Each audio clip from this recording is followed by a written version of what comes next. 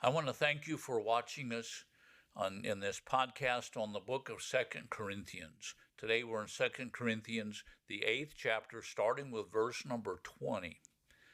The Apostle Paul has been talking in our study yesterday and now including today. He's talking about three men that he is sending to go and prepare to take and receive this offering from the Corinthians. The first one we talked about is Titus. The second one we talked about is what we believe to be the Apostle Luke. And now, starting with verse number 20, the Apostle Paul gives us this idea that the reason that he's doing this is a precaution.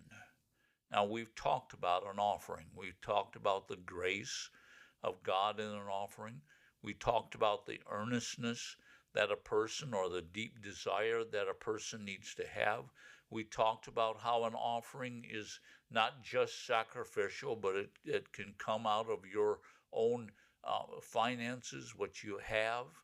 And now the Apostle Paul gives us another very important part of taking an offering, and that's called accountability. Why did the Apostle Paul send Titus and Luke and now one more person to the city of Corinth to take this offering?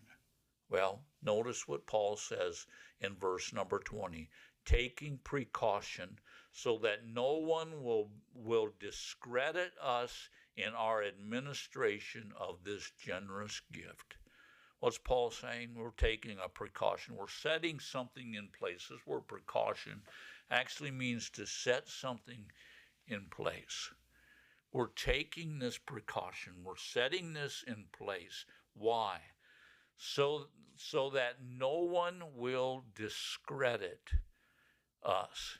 So that no one will discredit us. What's Paul talking about? He's talking about having someone to stand up as a witness.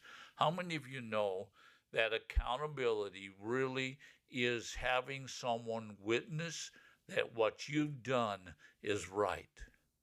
You see, we need to understand that accountability for an offering is extremely important. It's extremely important for the person receiving the offering, but it's also extremely important for those who are giving the offering. How many of you know that if you just give and there is no accountability, you can have a question inside of you? Did that person really take that offering and give it? Or did that person take that offering and spend it in a way that it wasn't taken for? I remember we raised money for a project in our ministry years and years ago. And several months after the project had already been completed, the church gave us an offering for that project. So I nicely wrote a letter to the pastor, and I said, Pastor, I appreciate the offering. I said, but this project has already been completed. God has already provided for the needs of that project. I said, would you like us to send this check back to you, or can we cash it and use it for another purpose? And he said, send the check back. Well, you know what? What was I doing? I was being accountable. I was saying, you know what? I can't receive this offering for a project that's already been completed. And you see, we need to understand that accountability with an offering is vitally important, and that's what Paul is doing.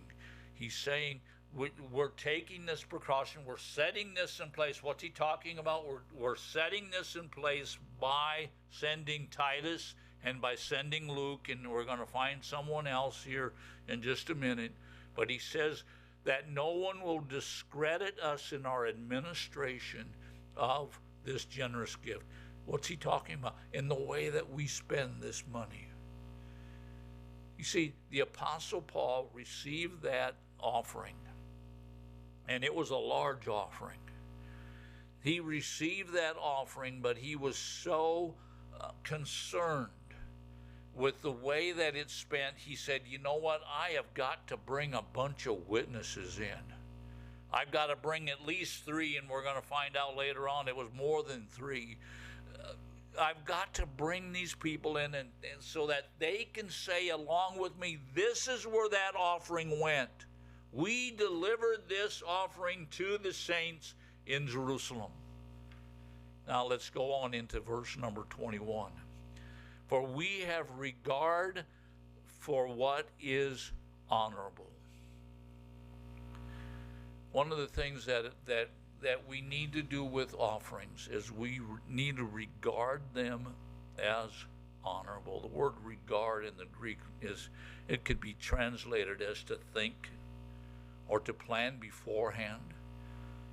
We took this offering that we're going to take, and you know what? We thought about it and we made this decision that this offering is going to be honorable.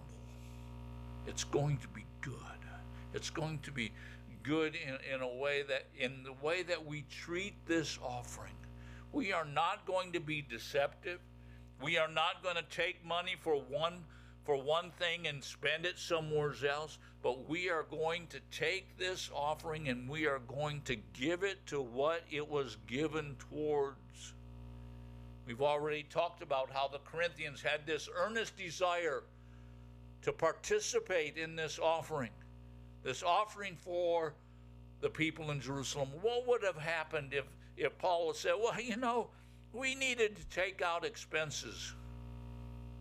It's believed that the Apostle Paul traveled with a whole group of people with this offering. It's also believed that the Apostle Paul pocketed the costs of their travel himself. He didn't take out of the offering. I remember I traveled right after Bible college with a band, and we played in a very large church. We were in great need financially. We played this church, and you know what? They took in love offering, and we watched those plates go by, and we watched them stacked full of 10s and 20s, and we thought, oh, thank God, our needs are going to be met. At the end of the night, the pastor handed us a check for $100. And he said, well, we needed to take out for the janitor, we needed to take out for the water, we needed to take out for the electricity, we needed to take out for the sound man. It was a Sunday night service that they would have had. And you know what? We didn't say anything. We did report him to his denomination. But we took that offering, and you know what? The next church that we played at and sang and ministered at was a very small church, and they took up an offering that met every need that we had. You see, when someone takes up an offering, they need to take and they need to treat that offering with honor.